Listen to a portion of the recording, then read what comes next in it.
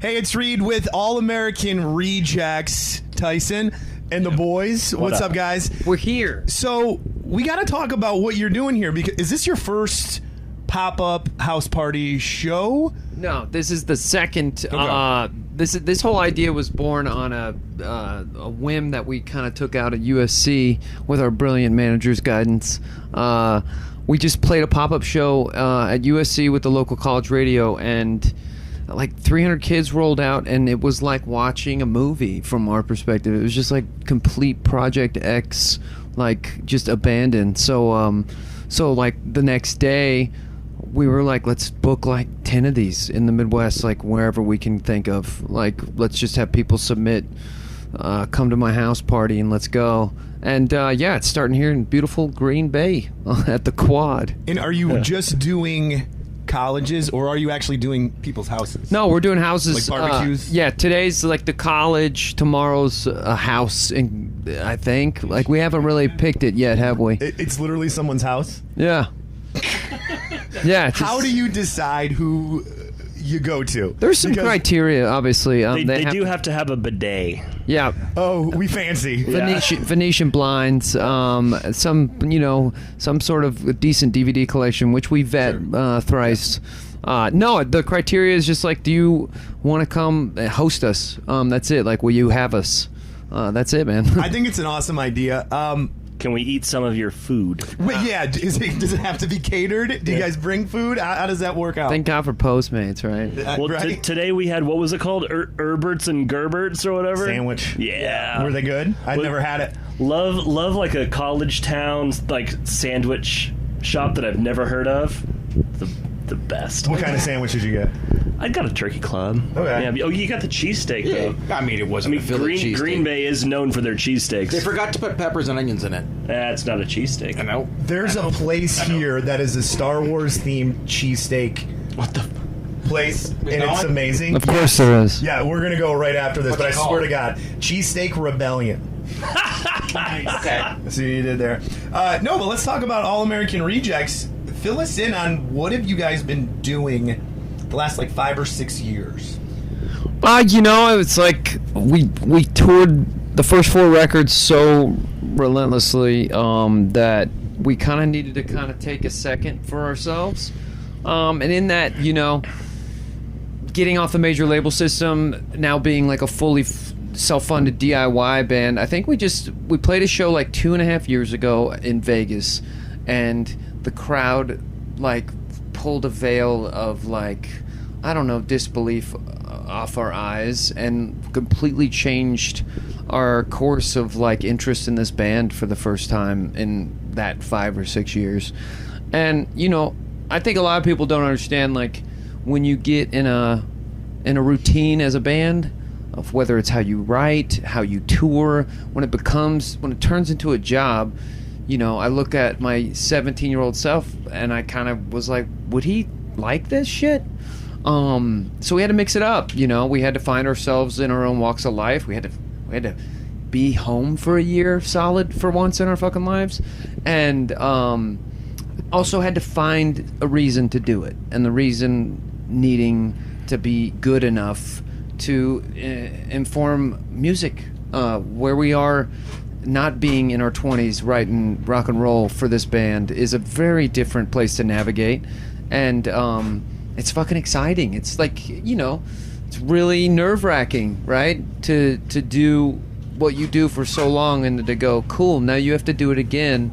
Or if you're going to do it again, what do you want to say? Like, these are the questions that you don't ask yourselves when you're an impulsive child.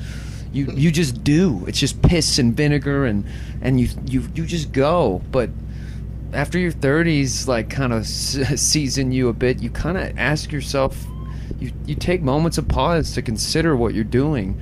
And a lot of people probably would say that that's where bands fuck up, when they grow up and out of themselves and out of their archetype of why we love them.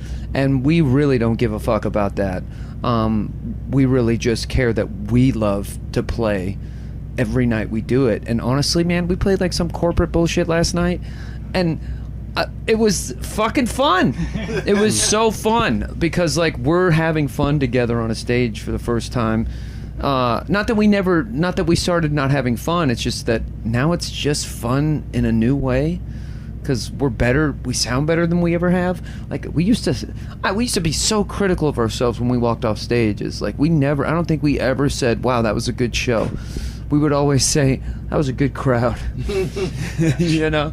But So now we're saying we're good. Were you talking about the When We Were Young festival? Yeah. So, how was that for you? Because those are a lot of bands that you guys grew up playing with, and so did you not quite expect what you got out of that? No, It was the first show we'd played for like actual fans in a long time, because we were doing corporate stuff, fairs, just trying to figure out if, like Tyson said, if we even wanted to do this anymore. And I think that was the first time we actually played to true fans, music fans of our band. It was like, oh fuck, like they're still out there, and it was fun, and it led us to doing the next thing, which was playing more shows for fans, going in the studio a little bit, and it did kind of start to snowball after that. So after the When We Were Young, is that when you guys got together and really put a plan together to start a new album? There was never a plan. It was just, wow, this was nice. Let's keep feeding this. What would we do next? Well, next we would probably see if we can kind of get in a studio together and like have a dialogue of any kind.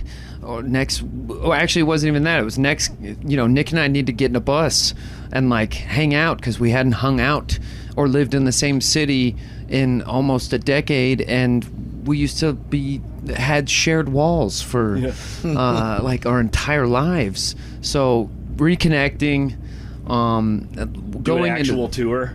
Yeah. Yeah. It was the first headlining tour we had done. The following summer, it was the first headlining tour we'd done in 11 years, I think.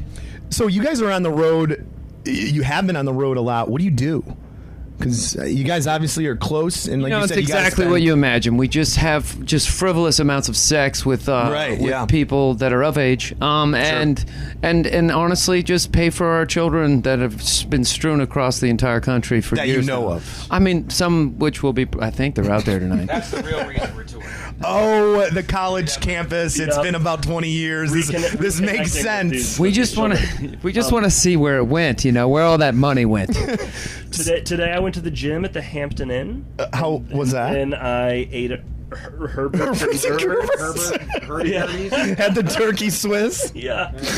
So that's how I fill my time. I invaded a professor's classroom today during finals. I got to ask you about that. Really because fun experience. Yeah. Me and Eddie were talking about, was this staged or set up? He asked the same thing. I was like, no. I literally grabbed Andy. I was like, this kid. I go, hey kid, where's the schools? He's like, that building, there's classes. I guess it's the physics building. They were doing a physics final, and I walked in, and they were so zoned in that I interrupted, and they were just like, what? And he's like, get out of here. There's now an asterisk on that exam, so if they don't do well, they'll probably blame that at that. Oh, that's sick, dude! I just gave them all outs. Yeah. Actually, that's a pretty good out. Do-overs. No, whoever the professor was, I'm like, he's a really good actor because he was mad. Yeah. We're taking midterms, and you're like, these are final. What did you say? School's not the only thing in life. Yeah, college isn't the only. That's it. So let's talk about Sandbox. That's the first single in a while that you guys released. Yeah. And the music video I thought was pretty cool because at first I'm like, oh, Muppets. And then I'm like, Murder Muppets. Yeah. Murder Muppet. And I just want to know, whose idea was it to give the purple Muppet boobs? That was the legend himself, Mr. Joseph Kahns. Yeah. Stacked. That was. We were all kind of assigned a puppet, and during that performance part of the video, and the purple one with boobs was mine. And all those performers like stay in character. And great. So he just, like, in between takes, he spoke to me as the puppet.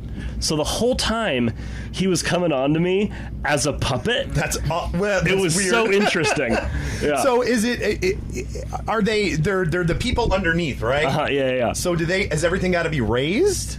Yeah, so that's why the puppets are like above the amps, and because there's a person back there. Yeah. So I guess is the premise just like, oh, as kids this stuff is fun, but adult life is scary? Oh, that's good. I like that. Let's go with Sure. that. Oh, that was what I thought. Yeah. Keep rolling, yeah. oh, Whatever. okay. You're giving us. What else is it about? Well, I got the boobs on the Muppet, and then life is scary as you get older. Well, the song was written in a really sort of with a really, kind of the canvas of maybe what you kind of musically might be hoping for from us, and then the lyrics are about this confrontational experience on a playground where it's like I don't know, man. We've seen so much. I don't want to like bring the tone down, but like, dude, we've seen so much bizarre shit happen in the last 2 years with war. And that it's 2025, and we have all these advancements in health and longevity, and we're still sticks and stones, like killing each other as humans. And so I told Joseph, about it, and he's like, "That sounds pretty heavy, bro." and so I was like, I think when you put it in a child's hands, when you put war through the lens of a child, I think it makes you confront you in a way that makes you kind of see how ridiculous we are. So I think the Muppets were kind of this lovely interpretation that kind of softened the heaviness of the lyric, but still kept it about this sort of confronting childhood experience. And I'm so happy with that video, man. It's pretty good. It's well done. Sandbox, by the way, check it out. Now, you guys haven't released I don't think an actual album in like 13 years, and you kind of mentioned how you're older now. It's not quite all about heartbreaks and teenage. But by the way, your songs on the OC and One Tree Hill they really made the moment. But what's to be expected on your next album?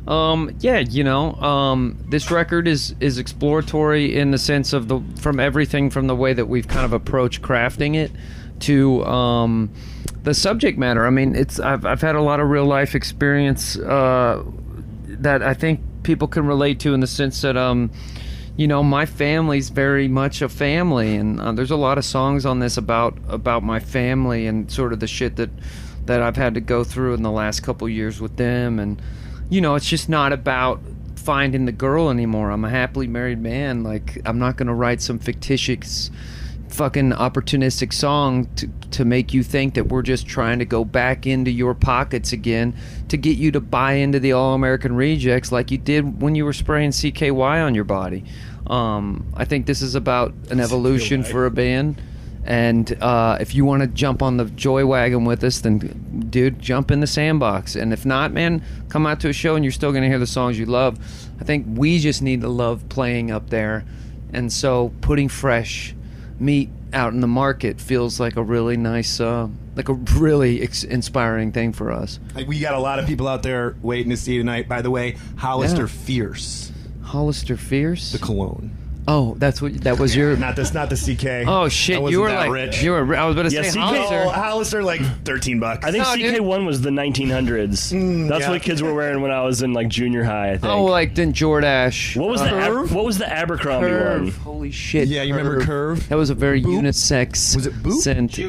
Jupe. Did I say Boop? My dad had that. Yo, my dad did too, dude, and it smells so fucking weird on him. It's like cookies or something. It smelled like are you wearing mom's perfume, Dad? Yeah. It's like very Stings cinnamon. the nostrils. Yes. It's a formidable scent.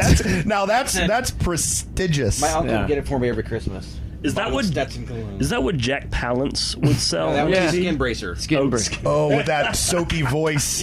Smells. Yeah. Cools the skin. So the album, do we have a name for the album? And do we have a date? Yeah, the album is called Sandbox, and the date is going to be in January if we get done writing the fucking thing. So. Nice. One last thing, the fake cereal that you sent Eddie at the radio station. It's a candle, but it looks like legit cereal and milk, Fruit Loops and milk. We were very thoughtful with these gifts. I hope you know. It smells delicious. I ate one of I thought maybe it was actually like real Fruit cereal. Loops. Yeah, it wasn't, but it still tasted good. Ask Eddie. Nice. Wait, what He liked it. It was wax. Oh, really? But I ate it. Well, it's a candle. Yeah, but I thought maybe it was part wax, part Fruit Loop. Anyways, we're gonna have to talk about where you got them because we want them for home use. I think this was literally an Etsy pull. Yeah, that's what's great about being in this band right now. Is like a lot of the shit that you guys are probably jamming out there is so fucking fueled by a very big machine that is like the Titanic right now. And to be out here doing this shit ourselves, the guy who brought you guys here is a guy that we fucking met, and it's not because it's been tailored through a label system. In the back there's a kid who's literally editing a lyric video.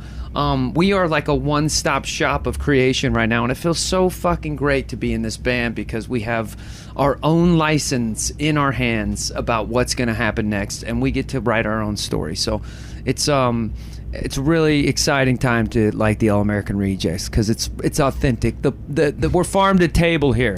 It's not farm artisanal to processing plant to curation to where this.